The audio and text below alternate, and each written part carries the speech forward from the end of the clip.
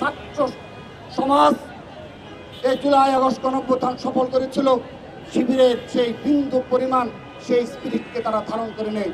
তারা সেই দখলের দারিদ্রের মাধ্যমেই ক্যাম্পাসগুলোর যে সহনশীল পরিবেশ সেগুলো নষ্ট করেছে। আজকের এই প্রতিবাদ সমাবেশ থেকে তাদের উদ্দেশ্যে করছি, আপনারা বুকে হাত দিয়ে বলুন ইসলামের নামে রাজনীতি করেন। বুকে হাত দিয়ে বলুন বুয়েটে কি আপনাদের ছাত্র শিবিরের কোনো অ্যাক্টিভিটিস নেই? আপনি ঢাকা বিশ্ববিদ্যালয়ের সাংবাদিক সমিতি, আপনারা বুকে হাত দিয়ে বলুন সেখানে কি আপনাদের অর্থনৈতিক পৃষ্ঠপোষকতা নেই? এই বুয়েট ঢাকা বিশ্ববিদ্যালয় সহ সকল শিক্ষা প্রতিষ্ঠানের শিক্ষার্থীরা অবগত রয়েছে আপনাদের সকল ক্ষেত্রে জামাত শিবিরের সেই জাকাতের টাকার অর্থনৈতিক পৃষ্ঠপোষকতা রয়েছে। আপনারা কখনোই সেটি স্বীকার করেন না। এ ধরনের নির্লিপ্ত মিথ্যাচারের প্রতিনিয়ত রাজনীতি আমরা দেখে চলেছি। আমরা আপনাদের আহ্বান জানাই, আজকের পর থেকে আপনারা আর কখনো সোশ্যাল মিডিয়ায় অব্যাহত প্রপাগান্ডার রাজনীতি অবসান ঘটাবেন।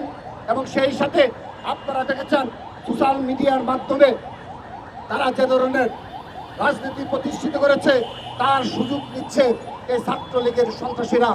আজ তারাও সোশ্যাল মিডিয়ায় ভোট বাহিনী করে তুলেছে এবং তাদের পক্ষে নেগেটিভ দাঁড় করানোর জন্য যে ধরনের প্রক্রিয়া অনুসরণ করার প্রয়োজন এই ছাত্রলীগের আওয়ামী লীগের সন্ত্রাসীরা এই জামাত শিবিরের নির্দেশিত পথে অনুষ্ঠিত পথ তারা সেই পথ দেখানো পথে হেঁটে চলেছে।